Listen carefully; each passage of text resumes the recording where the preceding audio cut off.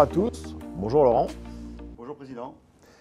Nous sommes ravis de vous accueillir à cette assemblée de section. Néanmoins, cette année, Laurent, avec le conseil d'administration, nous avons décidé, principe de précaution, mais le Covid remonte, on est à 50 000 cas par jour, donc nous avons décidé de garder cette assemblée de section, mais malheureusement en visioconférence, et nous le regrettons sincèrement.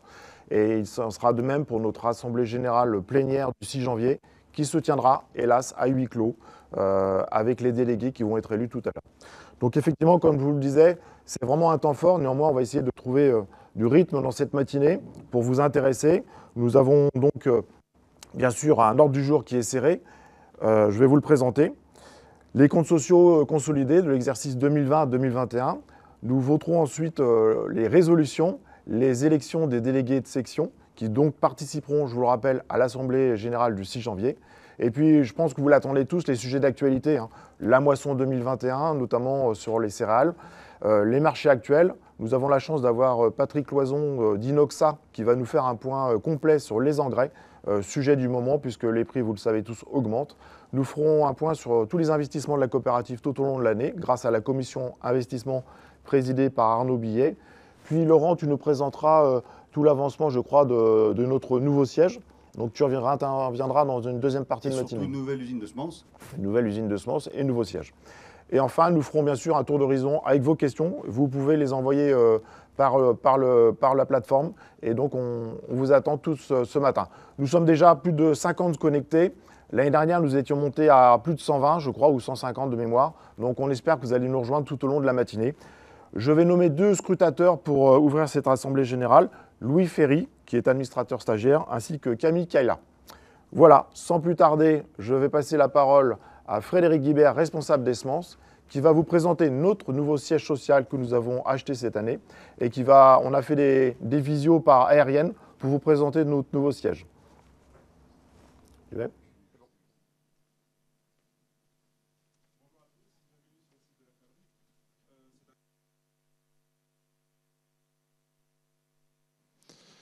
Derrière l'usine, on peut voir la dalle qui servira à accueillir 14 cellules de brut d'environ 90 tonnes.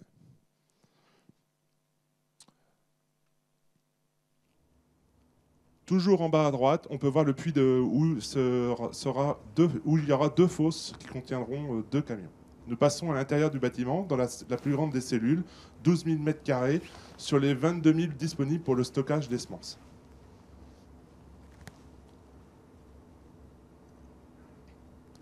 Nous passons à l'intérieur. Au fond, nous pouvons voir la première chaîne de triage bien avancée, la chaîne qui accueillera les céréales. Au fond, plus au fond, sur la droite, la plateforme qui accueillera la chaîne numéro 2 qui sera mixte. Nous sommes ici en dessous la tour de conditionnement qui fera 18,50 m de haut. Merci Frédéric. Donc vous voyez, c'est un beau projet et nous espérons pouvoir faire une inauguration cet été et accueillir l'ensemble de vous tous sociétaires et amis, clients, partenaires de Val-France. Sans plus tarder, je vais passer la parole donc à Guillaume Chartier, qui est membre du bureau, trésorier, qui va vous présenter comment nous allons financer justement ce nouveau siège social ainsi que l'usine. Puis après, je passerai la parole à Marilyn Paul ainsi que Pierre-Antoine Ferru. Guillaume, à toi.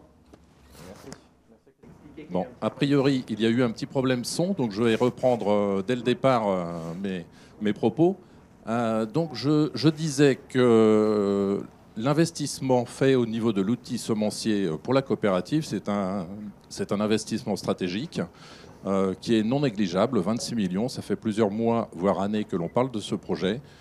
C'est 42% de nos capitaux propres. Les capitaux propres, ce sont les résultats de la coopérative depuis 1932 qui ont été engrangés et qui constituent globalement les capitaux propres. Alors, sur ces 26 millions, ils se répartissent en trois grandes familles. La première famille, c'est de l'immobilier. C'est l'acquisition et les frais d'acquisition du site sur l'ancien site Office Dépôt, sur Senlis, et qui nous permettent aujourd'hui d'installer un outil industriel. Cet outil industriel, vous le voyez, il est à hauteur de 13 millions d'euros. Et à côté de ça, donc, on va réunir sur ce site, à terme, les deux unités qui sont sur Senlis et sur Verneuil. Pour terminer, la dernière phase d'investissement, c'est l'agencement. des lieux, l'adaptation des lieux à nos métiers. Il y a plusieurs laboratoires qui vont être mis en place pour CVP, Valépi, pardon, avec qui on est en union, également pour les semences et puis les bureaux.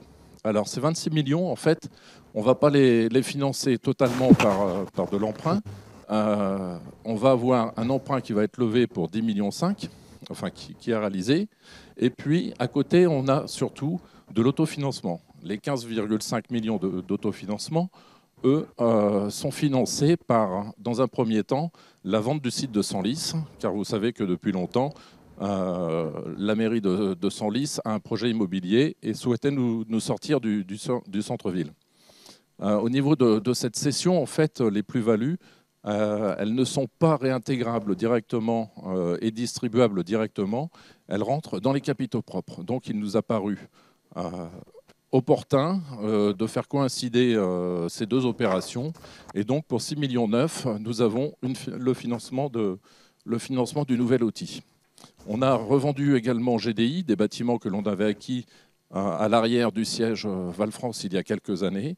Et puis, nos titres dans VAF, Verneuil Agrofinancement. Voilà pour la partie financement et le projet que nous menons, donc stratégique pour Val-France. Je vais maintenant passer la parole à Marilyn pour la présentation des comptes.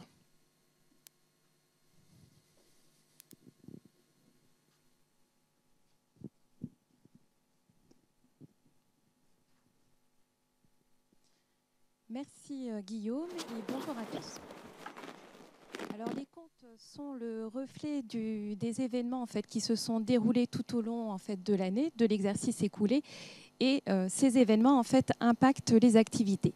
Nous allons donc vous présenter les comptes à travers le résultat des activités, mais également à travers le bilan.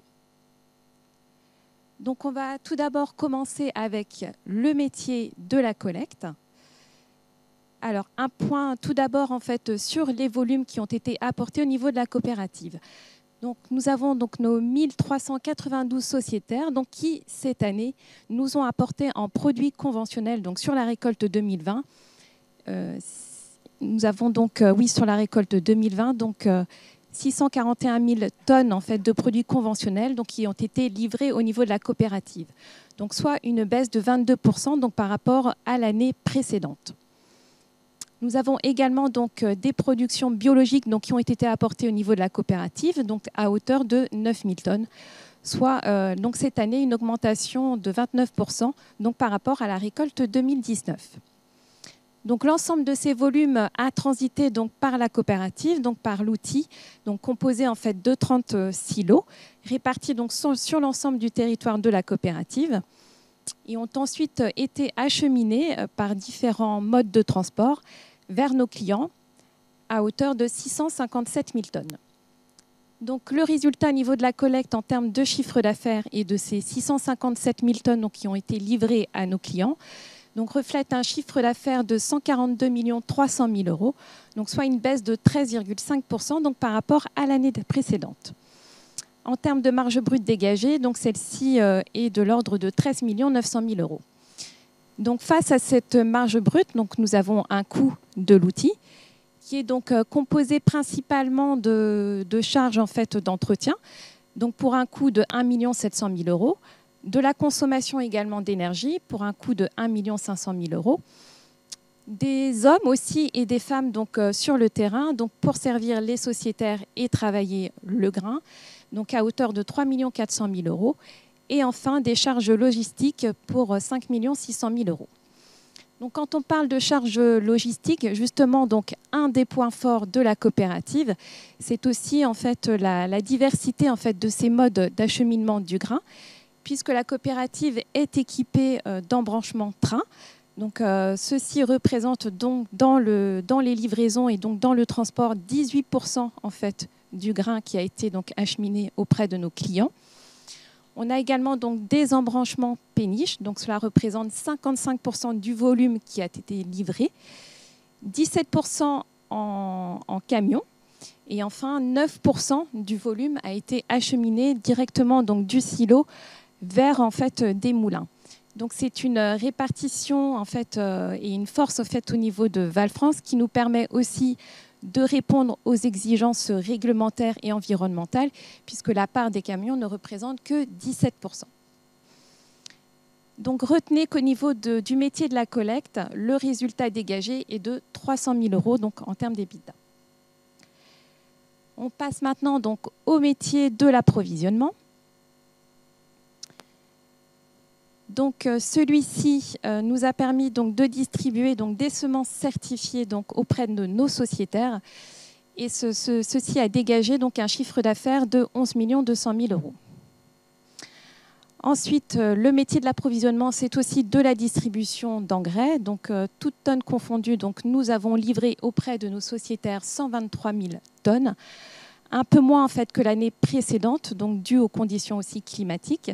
Et celles-ci donc, ont généré un chiffre d'affaires de 24 500 000 €. Enfin, toujours donc, dans la distribution de produits, donc la distribution de produits de protection des plantes à hauteur de 22 200 000 €. Là aussi, en retrait par rapport à l'année dernière. L'année dernière, donc conséquence aussi de stocks beaucoup plus importants en ferme, donc un impact direct donc, sur le chiffre d'affaires de cette année.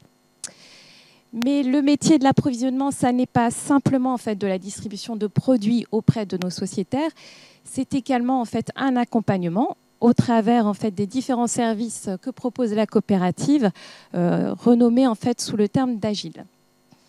Cette année, donc, les différents services auprès de nos sociétaires donc, ont ramené donc, un chiffre d'affaires de 1 600 000 €. En termes de résultats maintenant, donc sur le chiffre d'affaires global du métier de l'approvisionnement, donc celui-ci a généré, donc tous segments confondus, 62 900 000 € de chiffre d'affaires, donc soit une baisse de 7% donc par rapport à l'exercice précédent. En termes de marge brute, celle-ci s'affiche à hauteur de 11 800 000 €.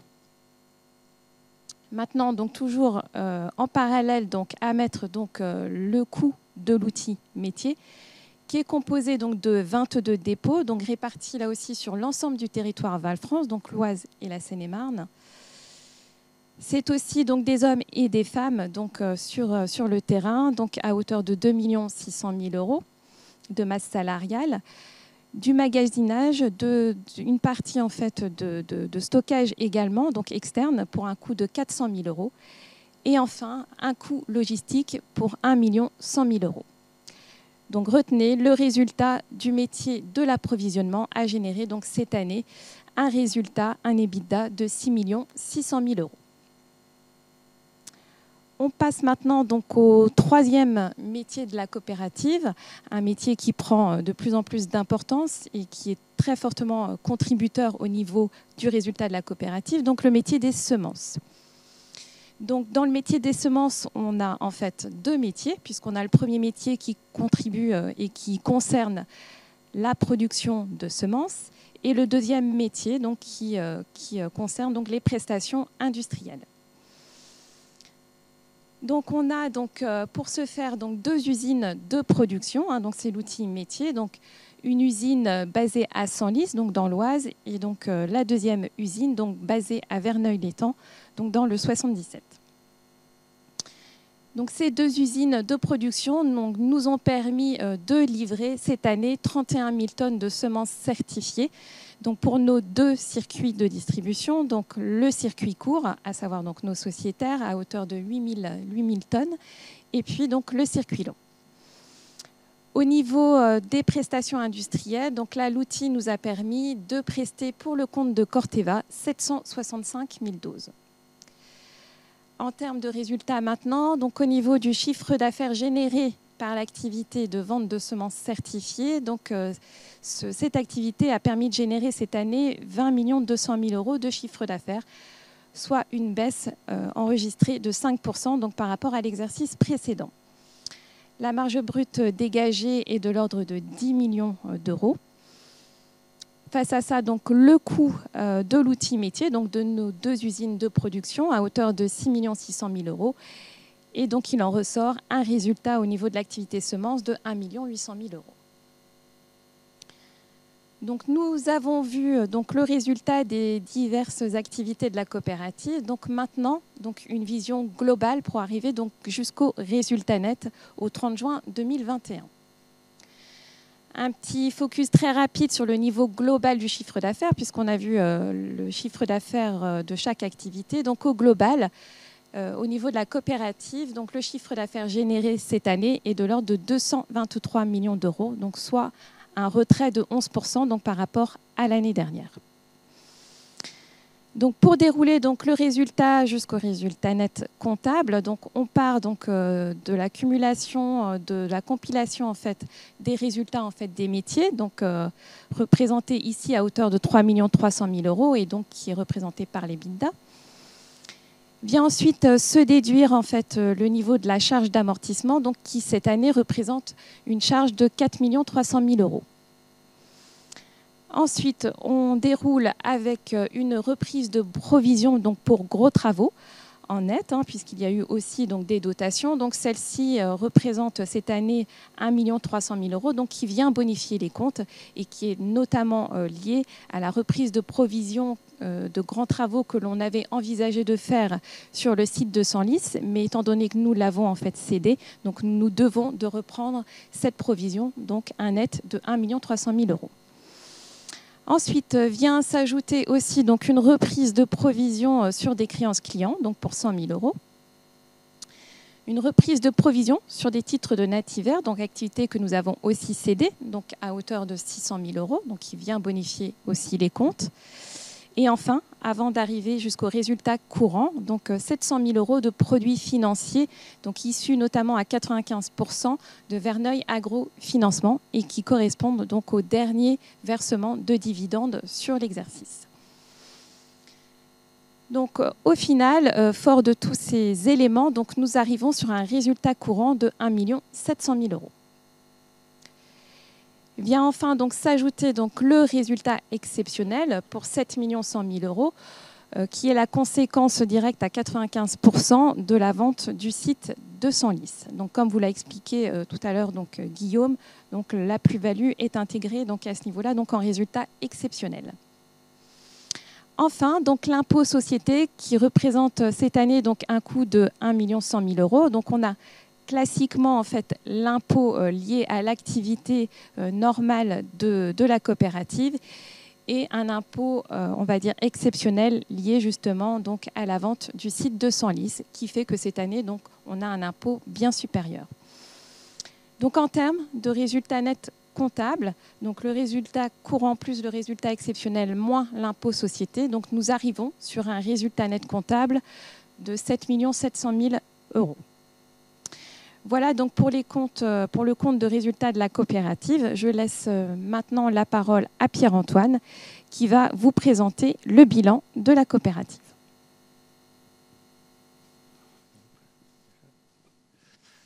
Bonjour à tous. Je me rapproche parce que je ne vois pas grand-chose. Donc un petit mot encore sur les comptes 30 juin 2021 avec différentes immobilisations qui s'élèvent à 59 641 000 au 30 juin 2021, en hausse, comme vous le voyez, de 6,3 millions, avec des nouveaux investissements qui s'élèvent à 15,7 millions, dont évidemment notre site pour 10,4 millions, acheté le 19 avril 2021, des charges d'amortissement pour 4,3 millions et la valeur nette comptable de tout ce que nous avons vendu pour 5,1 millions. Donc des immonettes en hausse de 6,3 millions. Un petit mot sur les titres que vous connaissez très bien, qui s'élèvent au 30 juin à 16 195 000 avec les 3 blocs. Et un mot sur les titres VAF, dont on vous avait expliqué il y a un an que la vente était faite. Et nous aurons donc le cash des 6 115 000 euros que vous voyez à droite à l'été 2022. Un mot sur le BFR et sur les stocks.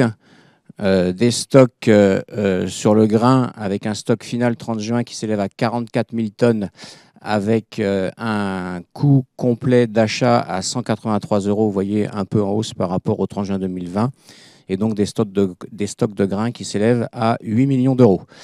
et des stocks APRO qui s'élèvent à 14 millions d'euros, puisque nous avons acheté suffisamment tôt des tonnes pour pouvoir vous les vendre un petit peu moins cher qu'au prix marché. On y reviendra un petit peu plus tard. Sur les créances agriculteurs, donc comme depuis 2015, nous avons fait des prêts tripartites banque coopérative agriculteurs. Cette année, nous en avons fait 366 pour un total de 12 millions d'euros, ce qui nous permet d'avoir des créances agriculteurs en baisse pour 16 millions 100, des créances clients aval qui sont stables et qui s'élèvent à 14 millions 2. En face, nous avons des dettes, donc des dettes agriculteurs qui s'élèvent à 31 millions d'euros, composées essentiellement des comptes courants pour 23 millions d'euros, des dettes fournisseurs en baisse et qui s'élèvent à 15 millions d'euros, ce qui fait que nous avons un BFR qui s'améliore de 2 millions d'euros cette année au 30 juin 2021 et qui induit donc une baisse de la dette court terme et long terme que vous avez ici. Donc une dette long terme qui s'élève à 29 millions 3 en haut à droite, une dette court terme qui est en plus, et au 30 juin, nous avions donc 25 millions 3 dans les comptes, donc en plus, ce qui nous donne une dette financière nette de 3 954 000 euros, court terme plus long terme, au 30 juin, et donc une dette globale qui est plus faible de 1,5 million que celle du 30 juin 2020. Ce qui induit au total des capitaux propres qui s'élèvent donc à 62 769 000 euros compte tenu de notre résultat net du 30 juin 2021 pour 7 694 000 euros, comme vous l'a expliqué Marilyn tout à l'heure, et donc des fonds propres qui s'élèvent cette année à 70 137 000 euros. Et donc un ratio financier de dette financière nette sur notre EBITDA qui est toujours sain et qui s'élève à 1,2. Voilà en synthèse un petit point sur les différents éléments financiers du 30 juin 2021. Est-ce que pour les comptes sociaux, un petit mot sur les comptes consolidés. Donc c'est essentiellement la COP, hein, comme vous voyez, avec un résultat social de 7 694 000 euros, pardon, retraité des flux intragroupes qui donne 7 555 000 euros. On y ajoute notamment Val France Semences pour 146 000 euros et ça donne un résultat consolidé groupe de 7 917 000 euros. Voilà un point complet sur les comptes 30 juin 2021.